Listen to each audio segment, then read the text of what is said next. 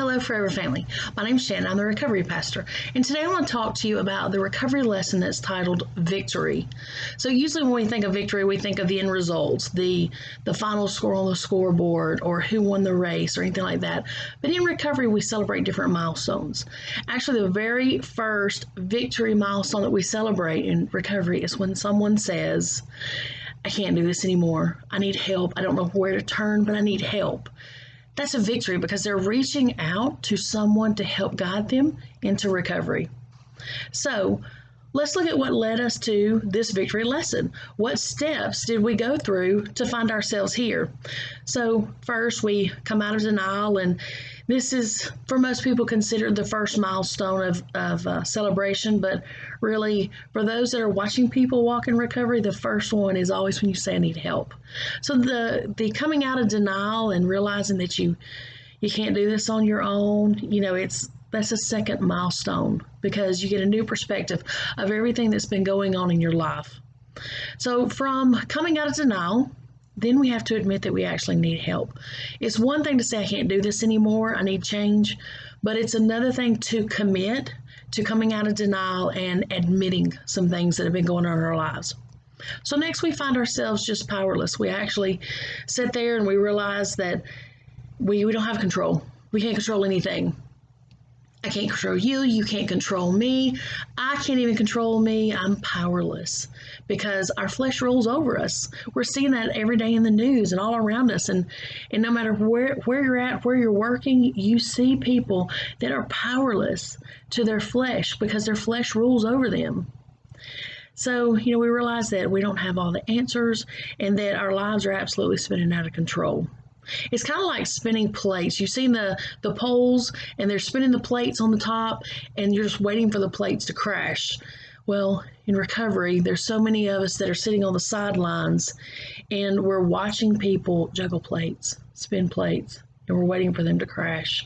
And it's a scary thing because we think we can help them. We think we can keep the plates spinning, but we're just keeping the problem going. That's all we're doing. So then we move through a time of hope. We're seeing that the insanity cycle, it is what it is. You got to call it what it is. We want to turn from the rut of our old life, and we want to actually get out of the rut onto solid ground. And we need to put some things into action to cause positive change. So then we go through some soul searching. We check our moral foundation. We have to remember that our moral foundation is how we base our decisions. That's our normal scale, is what I tell people. And so if you didn't have a solid moral foundation, we're not saying that's an excuse for some of the things you did, but it's time to learn better skills for living and for coping and moving forward. So then we find ourselves where we need a sponsor. We need someone on the outside looking in. We need somebody that is not emotionally attached to the situation because they can give us a new perspective. Because if they're not emotionally attached or tied to the situation, then they can see things without the rose-colored glasses. So then we dive into our inventory. This is scary for everybody. Do not think that you're the only one that is scary or that's feeling scared when you do your inventory. So our inventory is what makes us act the way we act. We look at the wounds that we have that have not healed yet. Most times, the people do not like to look at their inventory. It's hard. Sometimes you skim the surface of it and you just say, oh, that's all I've got. But your sponsor can look at you and go, really? Let's take a little deeper look. Then we look at our spiritual inventory. We look in that spiritual mirror, and that is tough too because it requires a time of some deep self-reflection. This is where we definitely need our sponsor to guide us. We need our sponsor to help us so that we don't get stuck in that hurt again, just to dish out hurt. Because in recovery, we say hurting people hurt people. So if you're wounded and you're hurt, really all you can do is hurt other people. You may not want to, you may not mean to do that, but unfortunately, whatever is contained in your heart is what we send out into the world. So at this point, we're ready. We're ready for a change. We've done the self-reflection. We've looked at our past. We've looked at how we impact the world around us. And we're ready to confess some things. We're ready to admit some things. Those are two different things. We ask God to remove our character defects. And this brings us to the recovery lesson titled Victory. So, again, most people think it's the end results. It's the end of a race. It's the final score on a scoreboard. It's just a milestone.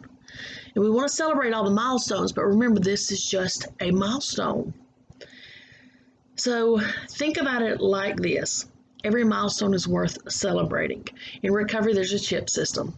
If you're 30 days clean, 60 days clean, 90 days clean, so on, so on, so on. Some recovery programs do it every month. If you're 1 month, 2 month, 3 month, 4 month, 5 months clean, they want to celebrate every milestone with you. So think about you're running a race. And well, the very first thing you have to do is you have to register for the race. You have to actually make up your mind that you want to do this. Well, see, that's back at the beginning of your recovery where you say, you know what, I'm going to make a commitment to this walk. I'm going to make a commitment to my recovery. I'm going to make a commitment to be a better person so that I can be better in my community and in my family and to everyone that's around me. So just like a marathon, you have to make a commitment to join the race. So think about it like this. You're running a little bit and then you find you're at your first watering station. Like there's people there and they have the water and you can take a drink and just take a moment to breathe. It's a time to rehydrate before you keep going. You see, we all must run the race, but we also need to focus on finishing the race. And finishing the race means hitting each milestone, hitting each rehydration station so that we can prepare ourselves to keep moving forward. You see, a rehydration station, that's practicing self-care. And if you don't practice self-care and rehydration through the living water, then you'll burn out. And we actually call that compassion fatigue. So in this recovery lesson titled Victory, this is the first stop. This is the first watering station. This is the first rehydration station. So it's time to take a moment and breathe. You know, we've gone through several months of self-reflection, and we cannot change how we act until we really see how we are.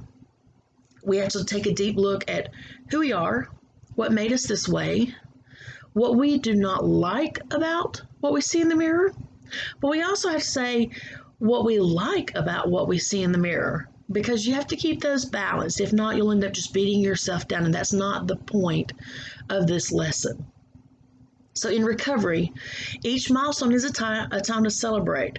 And again, just like when you receive your chips, that's an outward expression of your recovery journey. It's like the mile markers along the way. You keep looking forward to that next mile marker so you know how far you are down the road. We want to celebrate with you. But we also hope that someone who knew you back then would see who you are now and the changes that God's making in your life. And we actually hope that you're the shiny example of hope, that they would want to get change in their life also, that they would want to go through the recovery journey also. So you're not just running the race. Along life's highway, sometimes we're the billboard for what God is doing in our lives. We're the billboard advertising that God is still a God that loves us, and He redeems us, and He changes us, and He's still in the miracle business every single day. So the recovery lesson, this one titled Victory, again, this is a time to celebrate, but if you're a 12-step group, this is a major celebration within your 12-step, your small group. You know, it's time to look back and think of all the tears, there's laughter, and really see that God was with us the whole time. God never left us. Even before we entered the recovery journey, God was still there. But it is a moment of just breathing, just taking a moment, just sitting down and not only breathe, but praise the healer for the healing. It's a moment to sit down and give honor to the Holy Spirit for his guidance. It's also a time to prepare for the next part of our journey. Recovery is not a one and done. It's not like taking a college class and you get the credit and you don't ever have to take that class again. Recovery is a lifestyle. It's a new walk. It's a new beginning.